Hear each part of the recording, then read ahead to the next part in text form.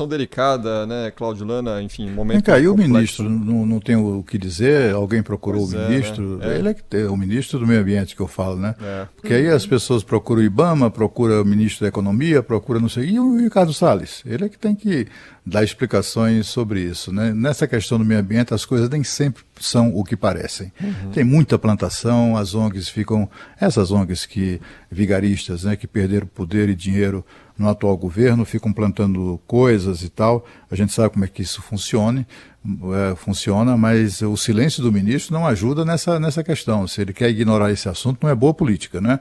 Se a informação procede, ele precisa explicar. Afinal de contas, estamos em outubro e o ano já acabou, do ponto de vista financeiro, orçamentário, para o IBAMA, para o meio ambiente. Será que os incêndios e as queimadas no Pantanal queimaram também os recursos que sobravam, né, na área do meio ambiente? Será que foi isso? Não houve previsão orçamentária? Não houve... isso tem que ter explicação. Não pode ficar uma coisa como essa ser colocada aí ao vento, né? E sem explicações de quem deve explicações. É importante lembrar que é a segunda vez em 2 meses, foi agora, em agosto, que aí o ministro do Meio Ambiente, o Ricardo Salles, chegou a anunciar a interrupção dessas operações de combate aos incêndios, e aí depois o vice-presidente Mourão... Então, e só reagiu depois da fala do vice-presidente. Aparentemente existe uma falha de comunicação entre os dois ali, o Mourão que coordena o trabalho executado na Amazônia, enfim...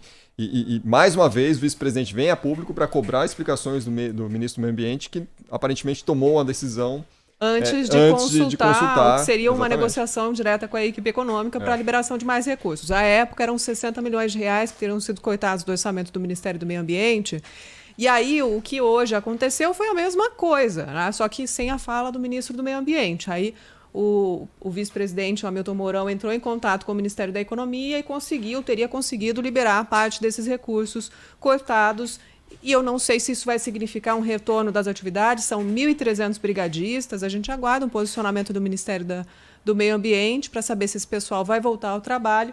Mas tem aqui o presidente do IBAMA falando com a equipe do Jornal da Band, a reportagem você vai conferir logo mais, mas ele dá um depoimento dizendo que a decisão é dramática, né? É difícil você tirar uma equipe que está em campo fazendo um trabalho tão importante, bem desagradável de ser tomada por qualquer gestor público, mas ela tem que ser tomada porque tem a responsabilidade de gestão. E aí ele cita que não tinha dinheiro para pagar a conta de energia da Superintendência do Rio Grande do Sul, que é uma situação que parece bastante precária. Então, a expectativa é que os trabalhos sejam retomados nesta sexta-feira.